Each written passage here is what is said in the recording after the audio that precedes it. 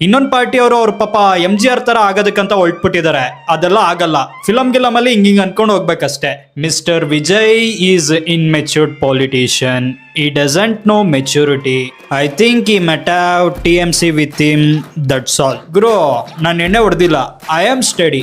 ಈ ಸಾಂಗ್ ನ ಕೇಳ್ಕೊ ಬನ್ನಿ, ಆಮೇಲೆ ಮಾತಾಡೋದ. Haters are gonna hate but ignore me. Negativity around only baby.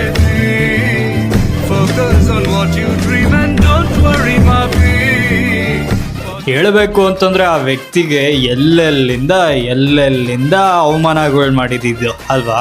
Personal ಆಗಿ ಅವ್ರ ವೈಯಕ್ತಿಕ ಜೀವನನ ಟಾರ್ಗೆಟ್ ಮಾಡಿದ್ರು, ಅವ್ರ ವೈಫ್ ನ ಇದ್ರಲ್ಲಿ ಹೇಳ್ಕೊ ಬಂದ್ರು. ಹೇಳ್ಬೇಕು ಅಂತಂದ್ರೆ ಅವ್ರ ವೈಯಕ್ತಿಕ ಜೀವನ ಗುರು ಅದು. ಆ ವ್ಯಕ್ತಿಗೆ ಮಾಡಿದ್ದಂತ ಅವಮಾನ ಅಷ್ಟಿಷ್ಟಲ್ಲ. ಹೇಳ್ಬೇಕು ಅಂತಂದ್ರೆ ಅವ್ರ ಸ್ಟೇಟ್ ಅಲ್ಲ, ನಮ್ ಸ್ಟೇಟ್ ಅಲ್ಲೂ ಕೂಡ ಕೆಲವೊಂದೊಂದು ವ್ಯಕ್ತಿಗಳು, ದೊಡ್ಡ ವ್ಯಕ್ತಿಗಳು ಮಾತಾಡಿದ್ದಾರೆ. ಅತ್ತೆ ಮನೆಗೆ ಹೋಗಕ್ಕೆ, ಸೊಸೆ ಮನೆಗೆ ಹೋಗಕ್ಕೆ ಯಾರು ಬಸ್ಸಲ್ಲಿ ಟಿಕೆಟ್ ತಗೊಳಂಗಿಲ್ಲ.